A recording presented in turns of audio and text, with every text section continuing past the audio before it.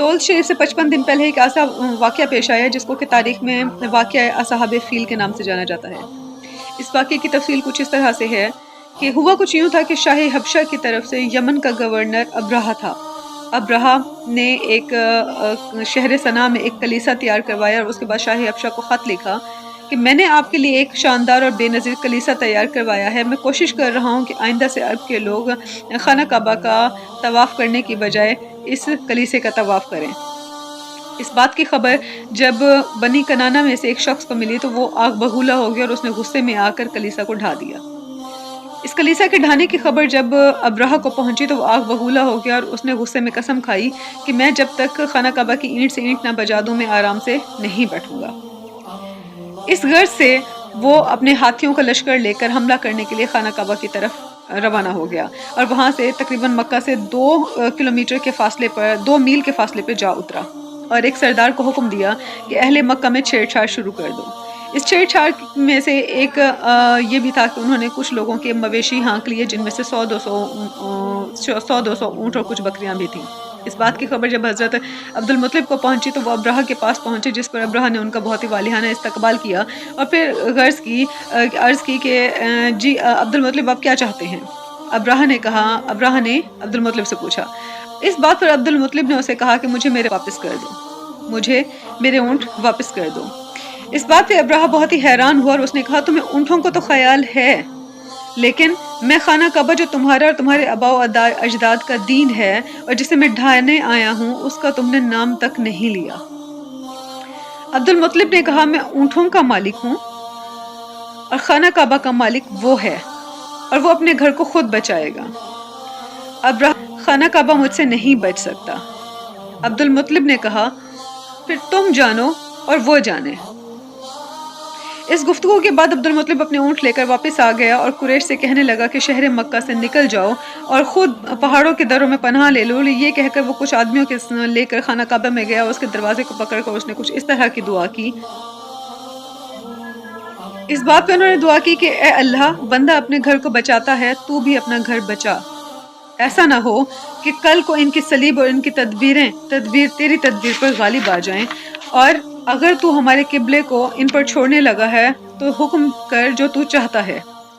इधर अब्दुल मुत्तलिब ये दुआ करके अपने साथियों समेत पहाड़ों में जा बसे और उनके दरों में पनाह ले ली। उधर सुबह को अब्रहा खाना काबा को ढाने की गर्ज से जब वह फौज और हाथी लेकर वहां पर पहुंचा तो हाथी का मुंह मक्का की तरफ गया तो हाथी नीचे बैठ गया।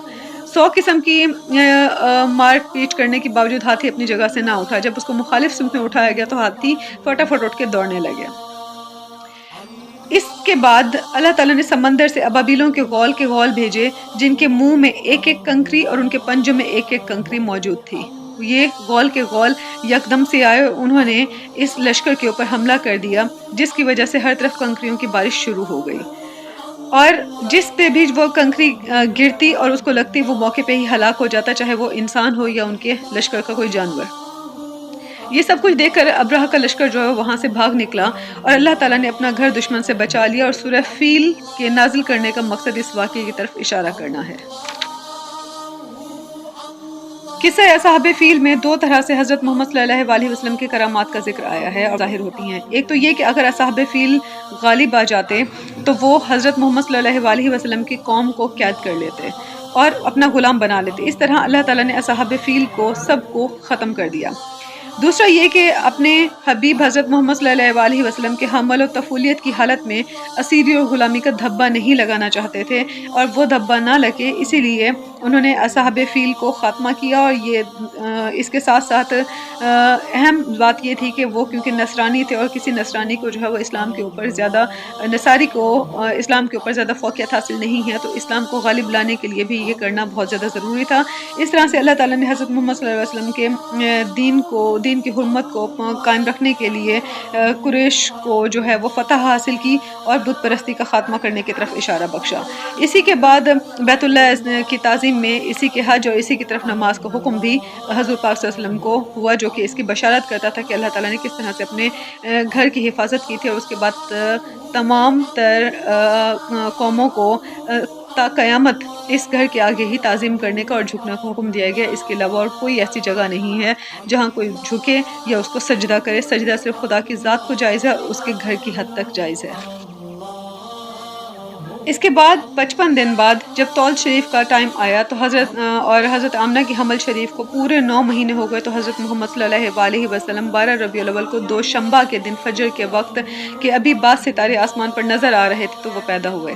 جب وہ پیدا ہوئے تو ان کے دونوں ہاتھ زمین پر رکھے ہوئے تھے اور سر ان کا آسمان کی طرف اٹھا ہوا تھا، جس سے آپ کے الو مرتبہ کی طرف اشارہ فرما رہے تھے۔ ان کا بدن پاک بہت ہی پاکیزہ اور کستوری کی طرح خوشبو سے مہک رہا تھا اور ان کا ختنہ کیا ہوا تھا، ان کو ختنہ نہیں کروانا پڑا۔ ناف ان کی بہت ہی بریدہ تھی اور چہرہ 14ویں کے چاند کی طرح سے نورانی تھا۔ آنکھیں قدرت الہی سے سرمگی تھیں اور دونوں شانوں کے درمیان میں جو ہے وہ مہر نبوت موجود تھی۔